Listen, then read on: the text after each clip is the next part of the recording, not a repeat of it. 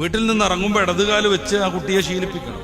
വീട്ടിലേക്ക് കയറുമ്പോൾ ബിസ്മി ചൊല്ലി വലതുകാല് വെച്ച് കയറാൻ പഠിപ്പിക്കണം.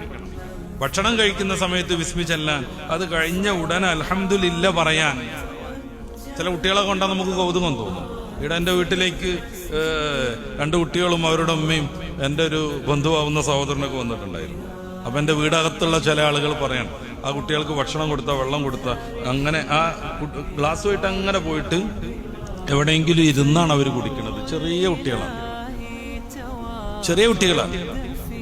ഇങ്ങനെ ഒരുപാട് മതപരമായ മൂല്യങ്ങൾ നമ്മുടെ കുഞ്ഞുങ്ങൾക്ക് സന്നിവേശിപ്പിക്കേണ്ട ചെറിയ പ്രായത്തിൽ നമ്മൾ ഏതെങ്കിലും ഒരു അങ്കണവാടിയിൽ കൊണ്ടുപോയി ചേർത്തു എന്ന് സങ്കല്പിക്കുക.